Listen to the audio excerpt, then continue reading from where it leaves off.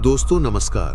जैसा कि मेरा नाम आलोक कुमार है और मैं उत्तर प्रदेश के बाराबंकी जिले का रहने वाला हूं। मैं आपके लिए एक ऐसी कहानी लेकर आया हूं जिसे सुनने के बाद शायद आप भी रात के समय किसी सुनसान रास्ते से गुजरने से पहले कई बार सोचेंगे। आज की कहानी है श्रापित डोली। कहानी शुरू होती है बाराबंकी से कुछ दूर बसे एक छोटे से गांव माधोपुर से।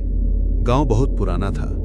चारों तरफ खेत, बीच में कुछ कच्चे पक्के मकान और गांव के आखिरी छोर पर एक घना जंगल था। उस जंगल के बीच से होकर एक पुराना रास्ता गुजरता था जिसे लोग दुल्हन वाला रास्ता कहते थे। कहा जाता था कि लगभग 50 साल पहले इसी रास्ते से एक दुल्हन की डोली गुजरी थी और उसके बाद वो दुल्हन कभी अपने ससुराल नहीं पहुंची। गांव के बुजुर्ग अक्सर कहते थे कि अमावस्या की रात उस रास्ते पर कभी-कभी एक पुरानी डोली दिखाई देती है। डोली के अंदर लाल जोड़े में बैठी दुल्हन होती है, लेकिन उसका चेहरा कोई नहीं देख पाता। सबसे डरावनी बात यह थी कि अगर कोई उस डोली के पास जाकर पूछ ले किसकी डोली है, तो डोली के अंदर से सिर्फ एक आवाज आती थी, मुझे मेरे घर पहुंचा दो। और उसके बाद वो इंसान कई दिनों तक अजीब सपने देखता था। लेकिन गांव के ज्यादातर लोग इसे पुरानी अफवाह मानते थे। इसी गांव में रहता था रघु, जो शहर में काम करता था। रघु पढ़ा लिखा था और भूत प्रेत जैसी बातों पर बिल्कुल विश्वास नहीं करता था।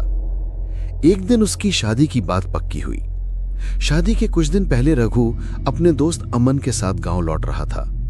रात काफी हो चुकी थी। बारिश के बाद सड़क पर चारों तरफ सन्नाटा था। बिजली भी बार बार जा रही थी।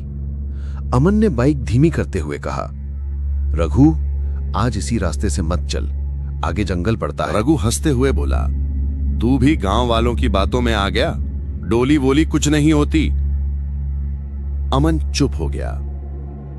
कुछ दूर जाने के बाद अचानक बाइक बंद हो गई। रघु ने कई बार किक मारी, लेकिन बाइक स्टार्ट नहीं हुई।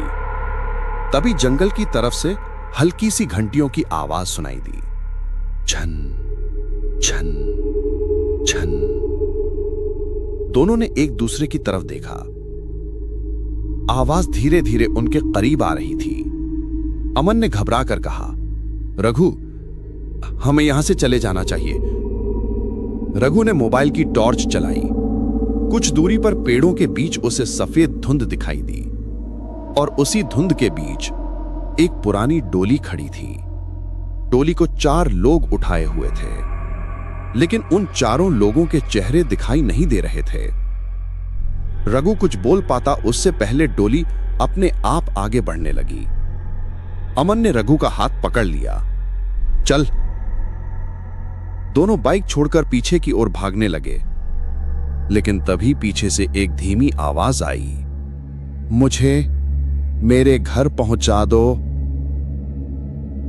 रघु अचानक रुक गया। उसे लगा जैसे ये आवाज उसने पहले कहीं सुनी है। अमन ने उसे खींचते हुए कहा, पीछे मत देखना। दोनों किसी तरह गांव पहुंचे। सुबह जब वे वापस बाइक लेने गए तो वहां कुछ भी नहीं था। सिर्फ सड़क के बीच लाल रंग की एक छोटी सी चुनरी पड़ी थी।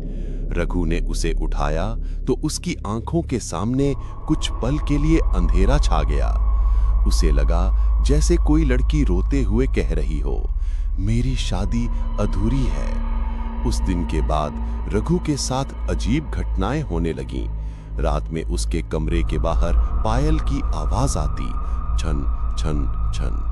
कभी दरवाजे पर धीमी दस्तक होती, ठक ठक ठक। और जब रघु दरवाजा खोलता तो बाहर कोई नहीं होता। एक रात उसने अपनी खिड़की के बाहर किसी को लाल कपड़ों में खड़ा देखा। रघु ने आंखें मलकर दोबारा देखा, वे आकृति गायब थी। अगले दिन रघु ने गांव के सबसे बुजुर्ग व्यक्ति ठाकुर दीन से सारी बात बताई। ठाकुर दीन कुछ देर चुप रहे, फिर उन्होंने कहा, जिसे तुमने देखा है वह कोई साधारण कहानी नहीं है।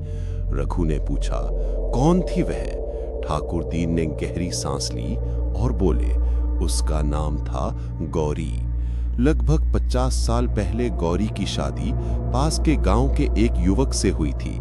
बारात आई, शादी हुई और आधी रात के बाद गौरी को डोली में बैठाकर उसके ससुराल ले जाया जा रहा था।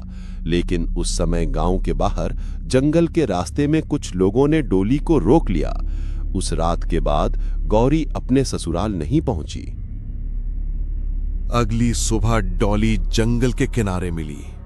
डॉली खाली थी, गौरी का कोई पता नहीं चला। उसके परिवार ने बहुत खोजबीन की, लेकिन वो कभी नहीं मिली। लोगों का मानना था कि उसकी आत्मा उसी रास्ते पर भटकती रही। ठाकुरदी ने रघु से कहा, लेकिन इस कहानी का सबसे बड़ा रहस्य अभी बाकी है। रघु ने पूछा, क्या?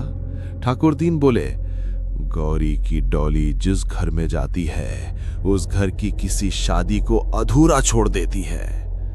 रघु के चेहरे का रंग उड़ गया, क्योंकि उसकी शादी कुछ ही दिनों बाद होने वाली थी। उस रात रघु ने अपनी मां को सब बताया। मां ने कहा, शादी कुछ दिन के लिए रोक देते हैं, लेकिन रघु तैयार नहीं हुआ। उसने कहा, मैं किसी अंधविश्वास की वजह से शादी नहीं रोकूंगा। शादी का दिन आ गया। घर में खुशियां थीं, ढोल बज रहे थे, रिश्तेदार आए हुए थे। रघु दूल्हा बनकर तैयार था, लेकिन शाम होते ही आसमान अचानक काला पड़ गया। तेज हवा चलने लगी, बारिश शुरू हो गई, बिजली चली गई और उसी समय गांव के बाहर से पायल की आवाज सुनाई दी, छन छन छन। रघु का दोस्त अमन खिड़की के पास गया। उसने बाहर देखा, सड़क पर वही पुरानी डॉली खड़ी थी, लेकिन इस बार डॉली के अंदर कोई बैठा था। लाल जोड़ा, लंबा घूंघट और हाथ में लाल चूड़ियां। अमन डरकर पीछे हट गया। उसी समय डॉली के अंदर से आवाज आई, रघु।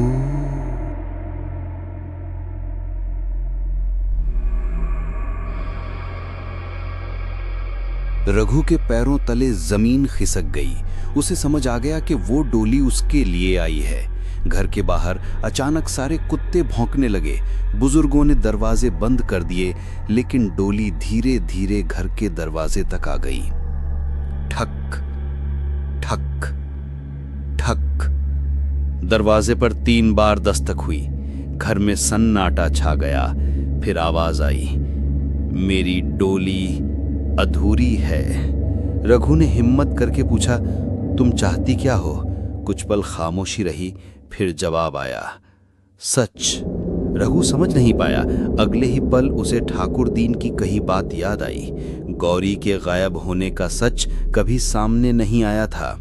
रघु ने गांव के पुराने लोगों से दोबारा पूछताछ शुरू की। काफी खोजबीन के बाद उसे एक पुरानी डायरी मिली।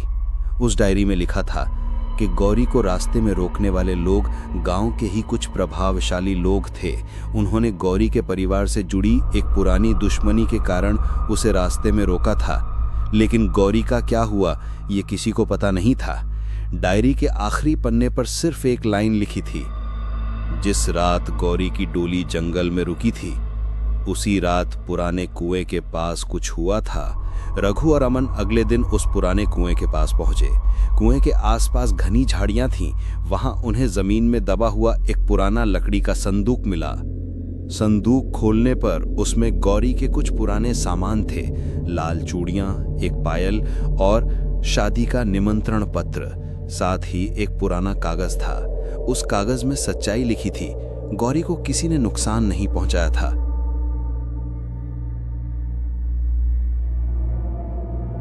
उस रात के बाद गांव में कभी उस डोली को किसी ने नहीं देखा। रघु की शादी भी सकुशल हो गई, लेकिन कहानी यहीं खत्म नहीं होती। कई साल बाद रघु का बेटा उसी जंगल के रास्ते से गुजर रहा था। उसने सड़क के किनारे एक पुरानी लाल चूड़ी देखी। वह उसे उठाने के लिए नीचे झुका। तभी उसके कानों में बहुत धीमी आवाज आई, घर पहुंच गई। उसने पीछे मुड़कर देखा। सड़क खाली थी। सिर्फ दूर कहीं पायल की आवाज सुनाई दे रही थी, छन छन छन। दोस्तों, क्या गौरी की आत्मा सच में उस रास्ते पर भटकती थी? क्या वो डोली वास्तव में श्रापित थी, या फिर ये सब एक ऐसी कहानी थी जिसका रहस्य आज भी उस जंगल की खामोशी में छिपा है। चैनल रात की आवाज को सब्सक्राइब जरूर करें। मैं हूं आपका दोस्त आलोक कुमार और मिलूंगा आपसे एक और रहस्यमयी और डरावनी कहानी के साथ। तब तक के लिए नमस्कार। और हाँ, रात में अकेले सुनसान रास्ते पर जाते समय पीछे मुड़कर देखना मत।